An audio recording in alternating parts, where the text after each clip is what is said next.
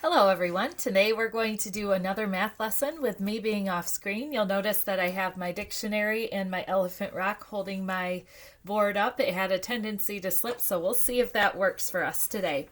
So what we're going to be doing is we're going to be learning about understanding one more. So I have some groups of objects here that I have on my board that will correspond to the groups of objects that you can find on page 12 in your math packet that you have. This is the first math packet still, so we're still working through that on our online lessons. So what I need us to do today is to determine how many we have, add one more, and then figure out how many that is. So let's go ahead and start with our red counters that we have here and count those to see how many we have. 1, 2, 3, 4. So we have 4 red counters, just like you see the plates in the example on your page. Now I'm going to add one more counter. When I add one, I am going to go up one more number when I'm counting. What's the number that you hear after 4 when you are counting? You're right, it's the number 5. Let's count to make sure that we have 5 counters now. 1, 2, 3, 4, 5.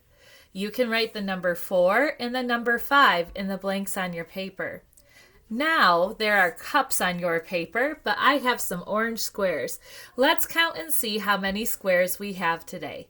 Notice how I'm touching each object as I count, and I'm only saying one number when I touch each object. You taught me that a long time ago. Thank you. 1, 2, 3, 4, 5, 6. I have 6 orange squares, or that represents the cups that are on your paper. Now I need to figure out how many one more than 6 is. I can go ahead and put my cup here, or my orange square, and I can count all of these again. Or, like I showed you with this example up here, I can think of the next number that comes after 6. What is it? It's 7. You are right. Write the number 7 on your paper. And let's count to be sure. It's always good to check your work. 1, 2, 3, 4, 5, 6, 7. Ooh, I counted faster. Were you able to keep up? I sure hope so. The next example on your paper is basketballs. So I chose to do counters again because they're the same shape on my paper. Let's go ahead and count how many basketballs or counters we have here. 1, 2, 3, 4, 5, 6, 7, 8. We have 8. Remember the little rhyme that we remember to use when we're writing the letter or the number 8 correctly is S for Super Socks, close the gate. Now I have the number 8. So if I have 8 basketballs and I put one more next to them, how many would I have? Do you use the strategy where you count the whole group again? Or are you thinking what number comes after the number 8?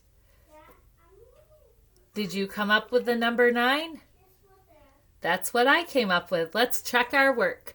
1, 2, 3, 4, 5, 6, 7, 8, 9. Now, on page 13, there's another way to practice the same skill of understanding one more. Go ahead and try that today.